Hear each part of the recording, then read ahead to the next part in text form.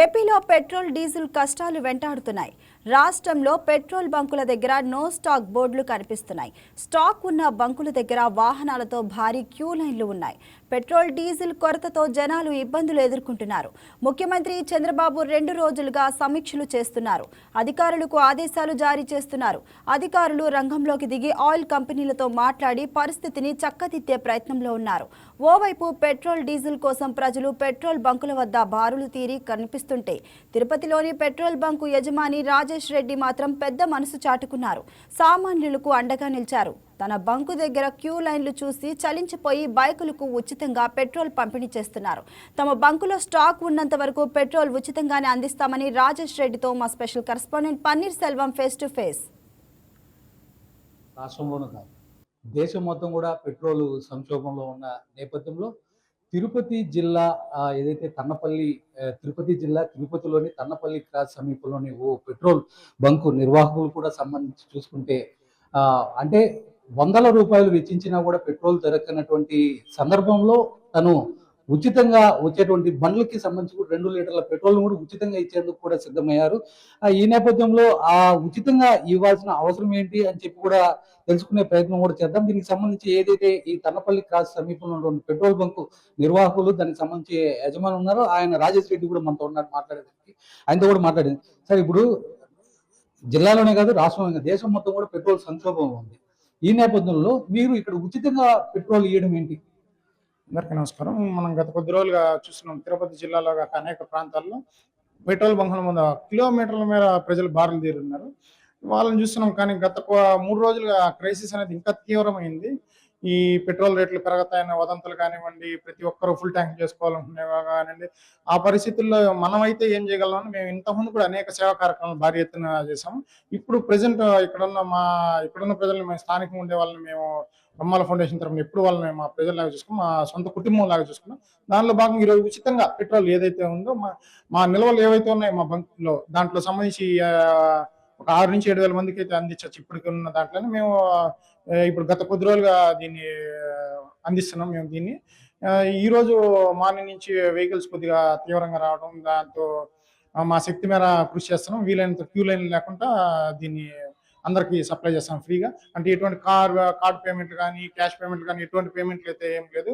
వాళ్ళకి వచ్చిన వాళ్ళకు కూడా దగ్గరుండి మా కుటుంబ సభ్యులలాగా వాళ్ళకి ఏవైతే వాటర్ బాటిల్స్ అయితే కానీ, జ్యూసులు అయితే కానీ, ప్రత్యేకంగా మహిళలకు అయితే ప్రత్యేక లైన్లు ఏర్పరిచి వాళ్ళని ఎటువంటి వెయిటింగ్ టైం లేకుండా మహిళలకి, వృద్ధులకి వాళ్ళకి సపరేట్ పడుతున్నాం. మనం గత 2 రోజులు చూస్తే తీవ్రం కలిసివేసిన విషయం అంటే చంటి బిడ్డలను ఎత్తుకొని కూడా కొంతమంది మహిళలు రోడ్ల కోసం పెట్రోల్ కోసం వేచి ఉండటం, అది చాలా బాధాకరమైన విషయం. దీంట్లో మేము ఏం చేయగలుగుతామని చూసాం. దీంట్లో మా శక్తి మేరకు మా సాయశక్తులు కృషి చేస్తున్నాం. ఈ క్రైసిస్ తగ్గే వరకు ఇంకా కూడా ప్లాన్ చేస్తాం. అనేక సార్లు మా నిల్వలు చూసుకొని మేము చెక్ చేసుకుని మాకు కంపెనీ సపోర్ట్ బట్టి మేము కూడా ఇంకొకసారి ఈ క్రైసిస్ తగ్గే వరకు మా వంతు సాయం సాయశక్తిలో ప్రయత్నిస్తాం. అంటే ఒక పక్క చూసుకుంటే చాలా చోట్ల ఇప్పుడు మీరు చాలా చోట్ల చంటి పిల్లలతో కూడా ఇబ్బంది పడుతున్నారు అనేసి. ఇప్పుడు మీరు ఇక్కడ ఉచితం అన్నా కూడా ఇక్కడ కూడా భారీ ఎత్తున కూడా వచ్చేട്ടുണ്ട്. ఆ క్రౌడ్ మేనేజ్మెంట్ ఎలా బ్యాలెన్స్ చేయగలిగారు?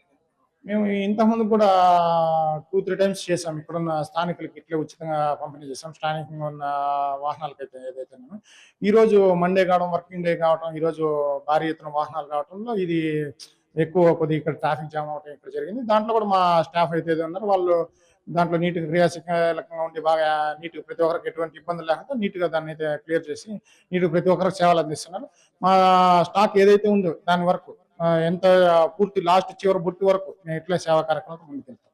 అంటే దీనివల్ల మీకు ఇతర బంకుల నుంచి కూడా ఒక ఇబ్బంది వాతావరణం అయితే ఎదుర్కొనే అవకాశం కూడా ఉంటుంది. దాన్ని ఎలా అధిగమించారు? మాకు గత కొద్ది రోజులు మాకు కూడా ఒత్తిళ్ళు అయితే ఉన్నాయి. కానీ ఇప్పుడు పథకాముఖంగా అయితే చెప్పలేని పరిస్థితి. కానీ అవన్నిటిని దాటుకొని మాకు ఏదైతే ఈ మోటివ్ అయితే ఏదైతే ఉందో అంటే మేము ఏదో చేస్తామని కాదు, మా సాయశక్తులు ఈ పరిధి మేర మా పరిధి ఎంతైతే ఉందో దానిలో ఎంతవరకు అయితే మేము చేయగలుగుతాం దాని వరకు మేము సేవతో ముందుకెళ్తాం. మాకు ఎటువంటి ఒత్తిళ్ళు అధిగమించుకొని మేము లెక్క చేయకుండా ముందుకు పోతాం. సార్, దీంట్లో ఏమన్నా రాజకీయ కోణం ఏమన్నా ఇది చేస్తారంటారా? ఈ రోజు చేసింది అయితే కాదు, ఇది రాజకీయ కోణంగా చూడాలంటే ఇంతకుముందు కూడా ఇదే ప్రిమిసెస్ లో 2000 తిరుపతి ఎస్పీ సుబ్బారాయుడు గారు, గౌరవ సుబ్బారాయుడు గారు పిలుపు మేరకు 2000 హెల్మెట్లు పంపిణీ చేశాం. అప్పుడు నో హెల్మెట్ నో పెట్రోల్ అనే కార్యక్రమం తీసుకురావడం, దానిలో భాగంగా దానికి సపోర్టివ్ గా 2000 హెల్మెట్లు పంపిణీ చేశాం. మా కుటుంబ సభ్యుల్లాగానే ఉంటుంది. ఇక్కడ ఈ ప్రాంత ప్రజలను ఎవరైతే ఉన్నారో మా కుటుంబ సభ్యుల్లాగా ఉంటారు. ఈ ప్రాంత ప్రజలు మరి ఇప్పుడు ఒక 3-4 రోజులుగా క్యూ లైన్ లో నిలబడుకోవడం, చంటి బిడ్డలు, వయోవృద్ధులు ప్రతి ఒక్కరు కిలోమీటర్ల క్యూ లైన్ మాకు బాధాకరం అనిపించింది. అందువల్ల ఈ క్యాష్ పేమెంట్, కార్డ్ పేమెంట్లు ఇవన్నీ పేమెంట్ లేకుండా వచ్చిన వినియోగదారులకి వచ్చినట్టు మీరు చూడొచ్చు. అక్కడ వచ్చిన వినియోగదారులు ప్రతి ఒక్కరికి ఫ్రీ ఆఫ్ కాస్ట్ వచ్చిన పట్టుకోవచ్చు. వాళ్ళ ఓన్ బంక్ లాగా ఇంతకుముందు కూడా అనేక వందలాది వేలాది హెల్మెట్లు, వేలాది చీరలు అయితే ఆర్థికంగా సాయం అందించే వాళ్ళకి ఆర్థికంగా చేసాం. ప్రతి ఒక్కరు మా శక్తి మేర చేసాం. ఇంకా ముందు కూడా మీ చల్లని ఆశీస్సులు దీవెనతో ఇంక ముందు కూడా ముందుకు వెళ్తాం. సరే, ఇప్పుడు 3 రోజులుగా ఇస్తున్నామంటున్నారు. సుమారు ఎన్ని వేల లీటర్ల వరకు ఇచ్చారు? అదేవిధంగా డీజిల్‌ను కూడా ఇచ్చారా? ఏంటి ఏమని? సరే, ఇప్పుడు కూడా పోతా ఉంది సార్ లైన్ ఏదైతే ఉందో అది మొత్తం మేము ఈ ప్రోగ్రామ్ ఎప్పుడైతే ఈ క్రైసిస్ తగ్గి మొత్తం అప్పుడు నేను మొత్తం అంతా క్యాలిక్యులేట్ చేసి నేను పత్రికాముఖంగా ఎన్ని వేల లీటర్లు అయింది, ఎన్ని వాహనాలు వచ్చింది మొత్తం అంతా చేయదు. అంటే ఇది కొనసాగుతాను, మాకు లోడ్ రావటం మాకు కొనసాగుతాం. ఇక్కడ కూడా ఇంకో బంక్ కూడా ఉంది, అక్కడ కూడా మేము ప్రయత్నిస్తున్నాం మాకు సంబంధించిన బంక్లోనే. ఈ క్రైసిస్ కానీ ఇలాగే కొనసాగితే అక్కడ కూడా ఉచిత పెట్రోల్ అనేది తీసుకొస్తాం. మా శక్తి మేరకు మాకున్న వనరులు, మాకున్న దేవుడు ఇచ్చిన శక్తి మేరకు మేము ఉచిత పెట్రోల్ అనేది కొనసాగిస్తాం. సరే, దీనికి సంబంధించి కూడా ఇప్పుడు ఇటు పోలీసులు కూడా వచ్చారు, ఏదో ఇబ్బంది పెట్టారు అనేది ఒక వార్త అయితే ఒకటి వస్తుంది. ఏంటి అదేమన్నా పోలీసులు ఏమన్నా ఇబ్బంది పెట్టారా దీనికి సంబంధించి? లేదు సార్, వదంతులు అవన్నీ వదంతులు వస్తున్నాయి కానీ పోలీసులు ఏదో ఇబ్బంది పెట్టారనేసి ఇక్కడ మనం తీసుకోవచ్చు. ఇక్కడ లోకల్ ఎస్పీ సుబ్బారాయుడు సార్ గారికి ఇటువంటి కార్యక్రమాలకు ఆయన ముందుండి నడిపిస్తారు. సేవ చేసే వాళ్ళకి ఆయన ఎప్పుడు ముందుండి నడిపిస్తారు. లాస్ట్ అయితే కూడా హెల్మెట్లు పంపిణీ కార్యక్రమంలో మా అలాంటి వాళ్ళని చాలా అభినందించారు. ఇట్లాంటి వాళ్ళు యువత ముందుకు రావాలి, అనేక సేవా కార్యక్రమాలు. ఇప్పుడు కూడా పోలీస్ డిపార్ట్మెంట్ అయితే పూర్తి సహకారం ఉంది. కాకపోతే ఈ క్రౌడ్ మేనేజ్మెంట్ అయితే చూసుకోండి, ఈ ట్రాఫిక్ జామ్ కాకుండా వాళ్ళు కూడా కొద్దిగా ఇవి చెప్పారు సూచనలు, అవి తప్పకుండా పాటిస్తాం, దాంట్లో ముందుకు.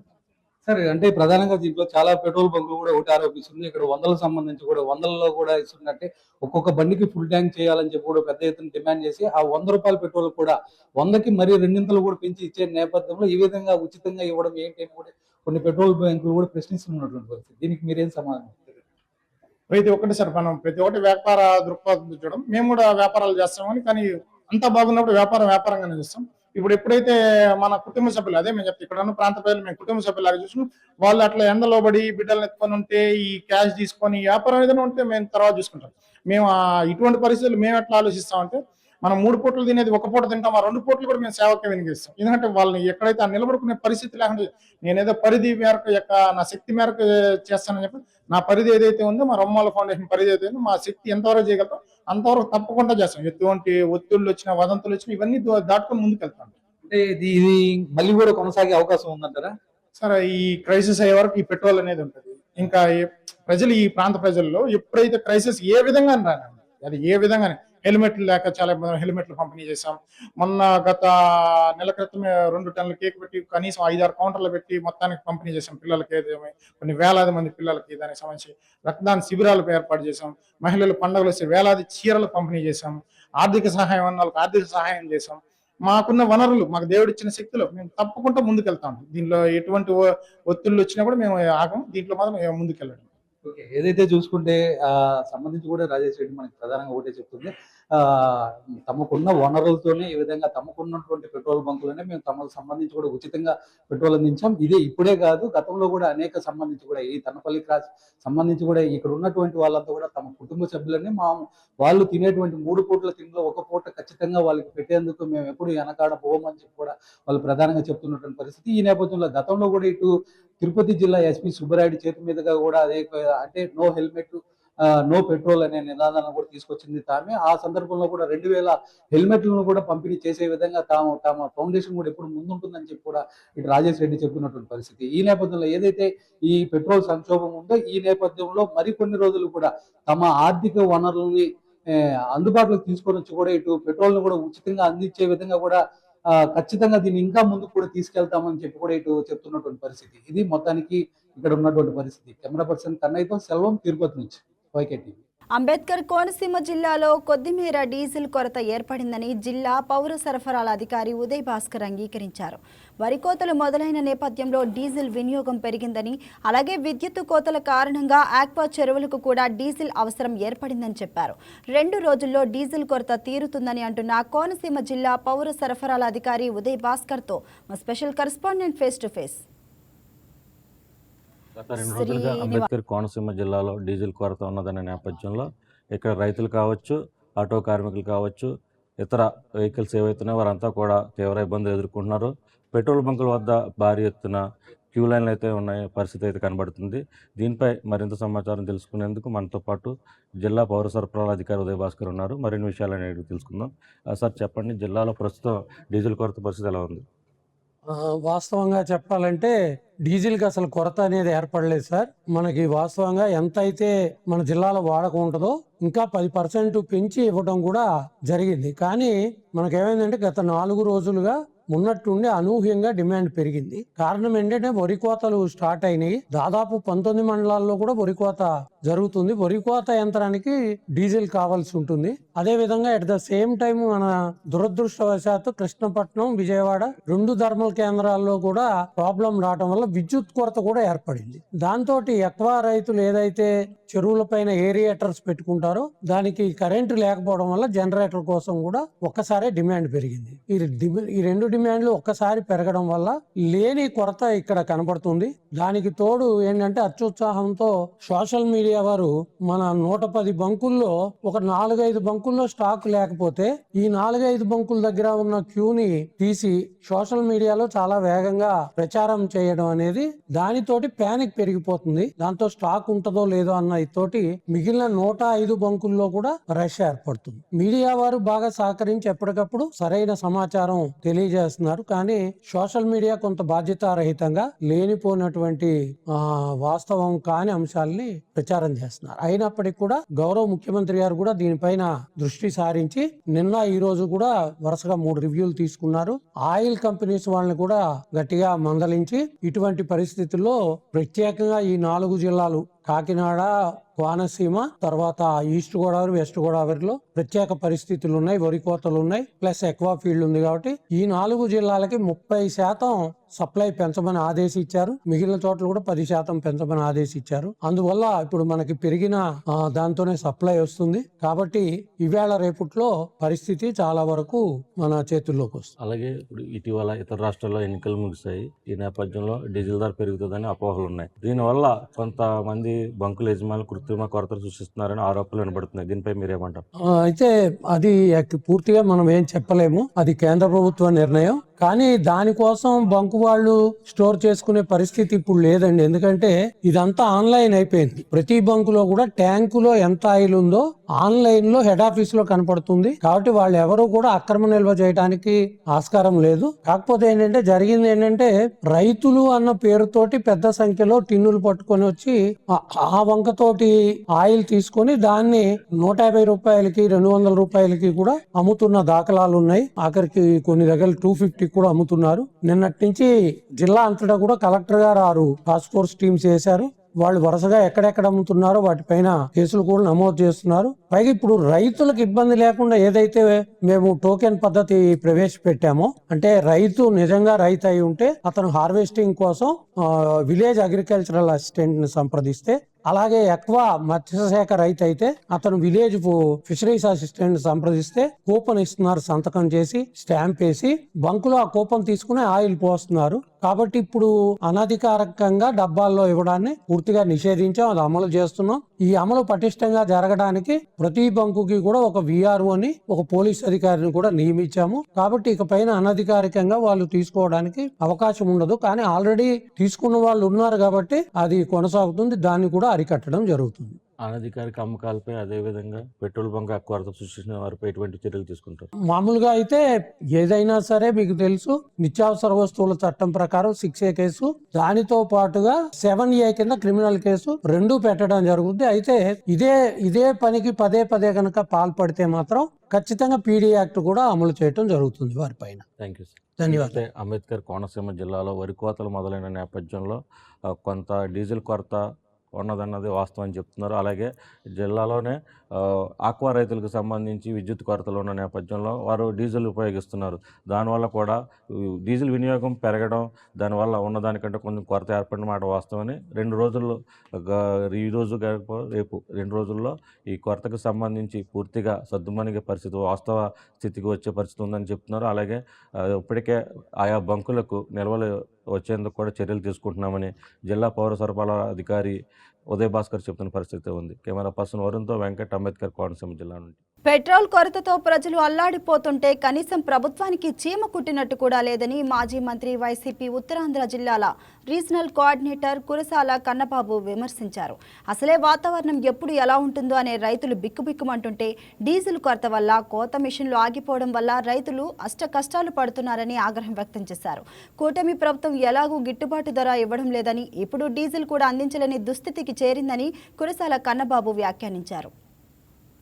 కంప్లీట్ మార్కెట్ని కార్పొరేట్ శక్తులు, ప్రాసెసింగ్ యూనిట్లు కంట్రోల్ చేస్తున్న పరిస్థితి. మీకు చేయమనుకుంటున్నట్లేదు. ఎక్స్పోర్టర్స్ ఇవాళ అక్వా రైతులు దోచుకుంటున్నారు. చివరికి ఫీడ్ కూడా అధిక ధరలకు అమ్మకుండా నిరోధించలేని పరిస్థితిలో మీ ప్రభుత్వం ఉంది. రైతులు కుదేరైపోతారు. అదేమి ప్రభుత్వం చేయొద్దనిస్తే పెరిగిన ఇండస్ట్రీ కాదు.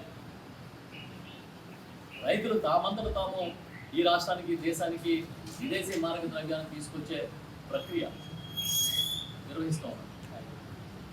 కనీసం వాళ్ళకి మద్దతు ఇద్దామనేది జగన్మోహన్ రెడ్డి గారు ఉన్నప్పుడు కరెంటు సబ్సిడీ ఇస్తే, ఇవాళ కరెంటు సబ్సిడీ సంగతి ఏంటి? ఏ ఒక్క ఎక్వా రైతునన్నా అడగని చెప్తారు, బయటికి చెప్పుకోలేక. ఎందుకంటే బాగా జరిగిన నాడు కూడా విమర్శిస్తూ గడిపేశారు. ఎవరు? ఇదే ఆక్వా రంగంలో ఉన్న పెద్దలు. ఒక పబ్లిసిటీ మాయలో పడిపోయి ఇవాళ ఆ కష్టం అంటే ఏంటో చూస్తూ ఉన్నారు. మేము డిమాండ్ చేస్తాం, ఆక్వా రంగాన్ని ఇమీడియట్గా ఆదుకోవాలి. ఈ ప్రభుత్వం ఆక్వాకి పవర్ కట్ లేకుండా ఇవ్వండి. ఎందుకంటే ఈ నెల వచ్చే నెల కానీ కాయకపోతే చెరువులన్నీ నాశనం అయిపోతాయని రైతులు మాకు చెప్తున్నారు. మొక్కజొన్నకి ఎంఎస్పీ లేదు, జొన్న కొనేవాడు లేడు. శనగ అయితే యూమైలో పడిపోయారు రైతులు. గతంలో శనగ రైతులకి బోనస్ ఇచ్చిన చరిత్ర జగన్మోహన్ రెడ్డి గారు. శనగ రైతులను ఆదుకోవడానికి కొనుగోళ్లు చేసి తీసుకొచ్చి కోల్డ్ స్టోరేజ్లో పెట్టిన పరిస్థితిని ఆ రోజు చూశారు. ఈరోజు అసలు ఎవరికి చెమకుట్టినట్టు కూడా లేదు. మీరు రైతుల్ని ఉసూరు పంపిస్తే ఏం చేద్దాం అనుకుంటున్నాం? మీ తెలుగుదేశం పార్టీ ఎమ్మెల్యే చెప్పినట్టుగా ఒకసారి ఇటు తిరిగి చూడండి. పల్లెల వైపు పల్లె కన్నీరు పెడతాం. పల్లె కన్నీరు పెడుతుంటే మీరు పల్లె పండగని ప్రచారం చేస్తారు. ఈ రాష్ట్రంలో ఎంతసేపు పబ్లిసిటీ తప్ప ఇంకేమైనా ఉందా? రైతుకి మీరు ఇచ్చిన సూపర్ 6 హామీ అమలు చేశారా? సూపర్ 6లో ఇచ్చినట్టుగా అసలు కనీసం అన్నదాత సుఖీభవ అని పేరైతే మార్చారు రైతు భరోసాకి. మించుమించుగా 7-8 లక్షల రైతులకు కోత విధించారు. కౌలు రైతులు ఊసేలేదు, ఒక్క కౌలు కార్డు ఇవ్వలేదు. ఆ రోజు జగన్మోహన్ రెడ్డి గారు తీసుకొచ్చిన CCRT చట్టాన్ని నీళ్లు గార్చేశారు. వాళ్ళు చూస్తే భయంకరంగా రైతులు ఒత్తిడిలోనే ఆత్మహత్యలు జరుగుతున్నాయి. మించుమించుగా 400 మందికి పైగా ఈ ప్రభుత్వం వచ్చినప్పటి నుంచి రైతులు ఆత్మహత్యలు చేసుకుంటే, మించుమించుగా 2700 మందికి పైగా రైతు కూలీలు ఆత్మహత్యలు చేసుకున్నారని మీ ప్రభుత్వ లెక్కలే చెప్తున్నాయి. ఇది ఎంత దుర్మార్గంగా మీరు వ్యవహరిస్తున్నారనడానికి ఒక ఉదాహరణ. ఏ ఒక్కరికైనా ఆత్మహత్య చేసుకుని రైతు కుటుంబానికి సాయం చేశారా? ఆ రోజు జగన్మోహన్ రెడ్డి గారు ఎవరన్నా చనిపోతే ఇమీడియట్గా 7 లక్షల రూపాయలు కలెక్టర్ దగ్గర నిధులు పెట్టి ఇప్పించిన విషయం మీరు మర్చిపోయారా?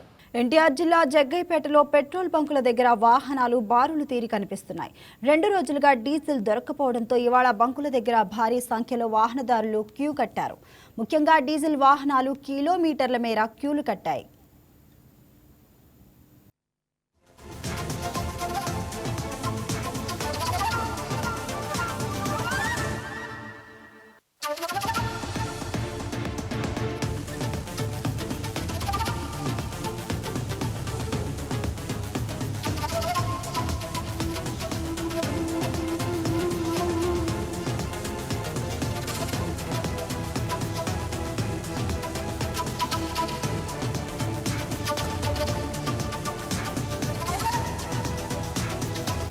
అంబేద్కర్ కోనసీమ జిల్లా పి గన్నవరంలో సుమారు 70 లక్షలతో నిర్మిస్తున్న డ్రైనేజీ నిర్మాణం పనులపై ఎమ్మెల్యే గిడ్డి సత్యనారాయణ అసహనం వ్యక్తం చేశారు.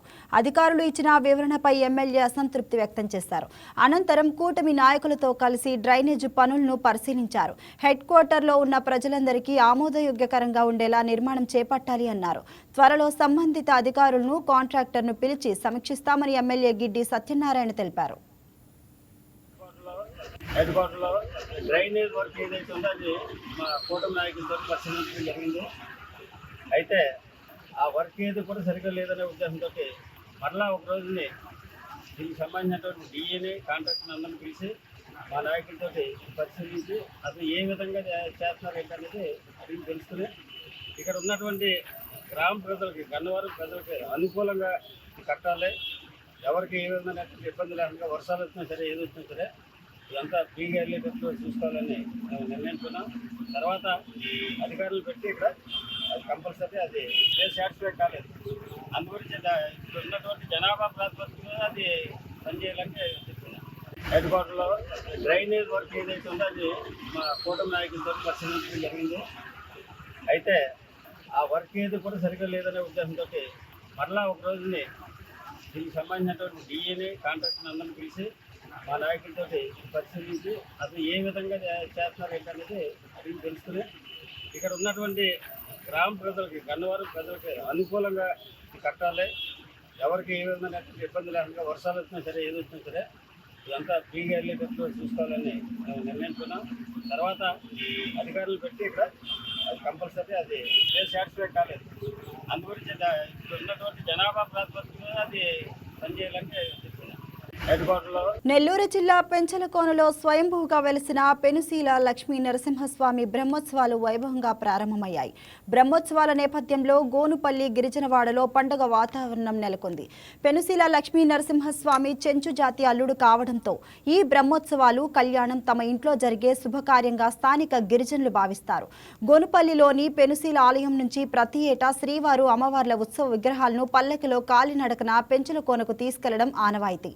పెంచుల స్వామికి నైవేద్యం సమర్పించేందుకు గిరిజనులు అడవికి వెళ్లి పుట్టతేనె, ఇంజేటి దుంపలు, సారపప్పు వంటివి సేకరిస్తారు.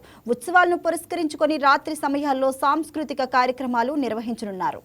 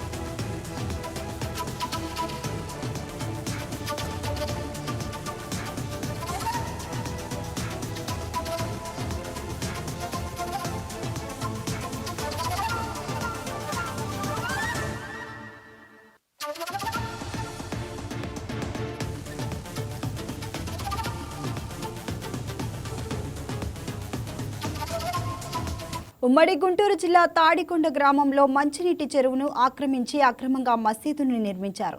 2022లో అప్పటి ఎంఆర్ఓకి పంచాయతీ సెక్రటరీకి పరిస్థితి విన్నవించుకున్నా కూడా అధికారులు పట్టించుకోలేదు. హిందువులకు చెందిన స్థలంలో అక్రమంగా మసీదు కట్టారని తాడికొండ గ్రామస్తులు జిల్లా కలెక్టర్కు ఫిర్యాదు చేశారు. తమ స్థలం తమకు ఇప్పించాలని గ్రామస్తులు కోరారు. 2022 సంవత్సరం నుంచి ఇప్పటి వరకు న్యాయ పోరాటం జరుగుతున్నప్పటికీ జరుగుతున్న అన్యాయాన్ని కలెక్టర్ అర్థం చేసుకోవాలని విజ్ఞప్తి చేశారు.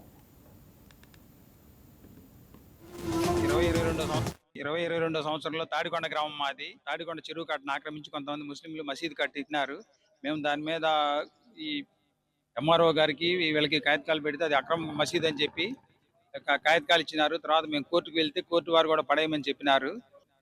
తర్వాత ఎంఆర్ఓ గారు వీళ్ళందరూ కలిసి ఒకసారి పడేసినారు. అయినా కానీ ముస్లింలు మళ్ళీ తిరిగి ఆక్రమించి అలా మసీదు కట్టినారు. హిందువుల ఏరియాలో మసీదు కట్టినారు వాళ్ళు. అదేమంటే వాళ్ళు వేరే ఏదేదో కారణాలు చెబుతున్నారని హిందువుల ఏరియాలో వచ్చి మసీదు కట్టినారు. అక్కడ ఎవరు ముస్లింలు కానీ ముస్లిం కుటుంబాలు కానీ ఎవరు నివాసం లేరు. దీని మీద ఇవాళ కలెక్టర్ గారికి అర్జీ ఇవ్వడానికి వచ్చాం. మండలం తాడికొండ గ్రామంలో చెరువు పోరంబోకుని ఆక్రమించుకొని గత 5 సంవత్సరాలుగా ఒక మసీదు నిర్మాణం చేయాలని చూస్తున్నారు. దాన్ని ఆ గ్రామస్తులు అడ్డుకుంటుంటే అధికారులకు ఎన్నోసార్లు వినతి ఇచ్చినా కానీ వారు పట్టించుకోవటం లేదు. రీసెంట్గా కూడా మనం అధికారులకు ఇస్తే వాళ్ళు చర్యలు చేపట్టాం అంటున్నారు కానీ మళ్ళీ చూడండి పోయిన నెలలో దానికి రేకులు వేశారు. అక్రమ నిర్మాణాలను మాత్రం ఆపట్లేదు. ఆ ఏరియాలో పూర్తిగా హిందువులు నివసించే ఏరియాలో మసీదు పెట్టాల్సిన అవసరం ఏంది? రీసెంట్గా ఒక స్వామివారి ఊరేగింపు జరుగుతున్నా కానీ తాడికొండలో ఊరేగింపు మైక్ ఆపమని గొడవ చేశారు. 2022 సంవత్సరంలో తాడికొండ గ్రామం మాది. తాడికొండ చెరువు కట్టను ఆక్రమించి కొంతమంది ముస్లింలు మసీదు కట్టినారు. మేము దాని మీద ఈ